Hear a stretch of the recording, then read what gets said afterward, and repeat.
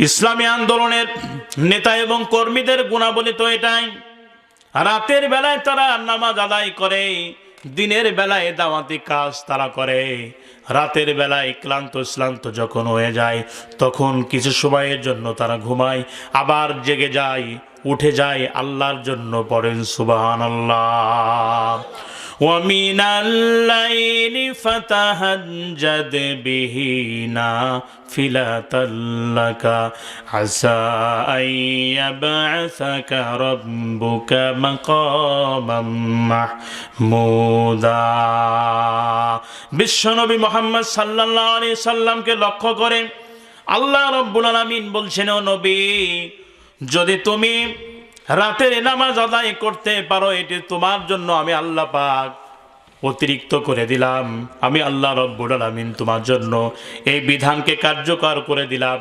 আসা আইয়া বাসাকা রব্বুকা মাকামাম মাহমুদা, যদি তুমি তা করতে পারো, আশা করা যায় কিয়ামতের দিন আমি আল্লাহ পাক তোমাকে মাকামে মাহমুদ দান করে দেব। সুবহানাল্লাহ।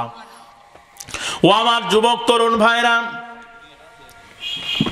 যৌবনকাল আল্লাহর ইবাদতে কাটাইতে হবে।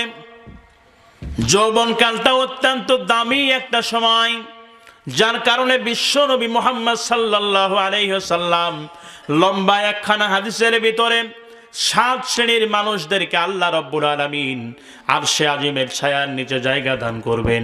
আল্লাহ রাসূল বলছেন, আল্লাহ রাসূল সাল্লাল্লাহু আলাইহি ওয়াসাল্লাম বলছেন, ইযিল্লুহুমুল্লাহু তাআলা ফি যিল্লিহি ইয়াওমা লা যিল্লা ইল্লা যিল্লুহু ইমামুন আদিলুন ওয়া শাবুন নাশা ফি ইবাদাতিল্লাহ।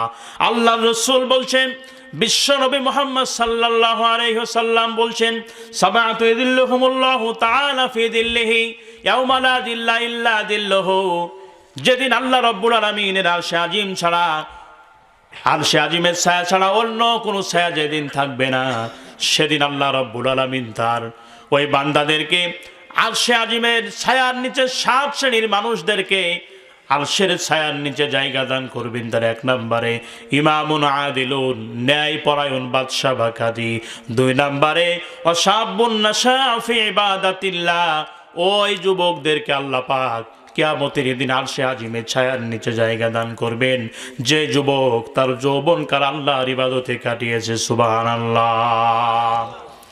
এজন্য আমার যুবক তরুণ ভাইরা, যৌবনকাল আল্লাহ পাক দিয়েছেন, এটি অবশ্যই আল্লাহর জন্য কাজে লাগাইতে হবে। আমার দেশের যুবকেরা কি করে, শরীরের চামড়া যখন থাকে টাইট, তখন আল্লাহর সঙ্গে দেয় ফাইট। কি বলেন, কথা ঠিক কিনা?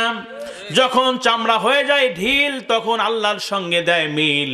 ও আমার যুবক তরুণ ভাইয়েরা, চামড়া যখন টাইট থাকবে, আল্লাহর সঙ্গে ফাইট না দিয়ে, আল্লাহর হুকুমকে অবজ্ঞা না করে, অমান্য না করে, আল্লাহর বিধানকে অবশ্যই মূল্যায়ন করে যদি আমরা যৌবনকালটা আল্লাহর ইবাদতে যদি কাটাইতে পারি, আল্লাহ রাব্বুল আলামিন কিয়ামতের দিন, যেদিন আরশে আজিমের ছায়া ছাড়া অন্য কোনো ছায়া থাকবে না, ওই কঠিন ময়দানে আল্লাহ পাক তার আরশে আজিমের ছায়ার নিচে আমার যুবকদেরকে জায়গা করে দিবে। সুবহানাল্লাহ।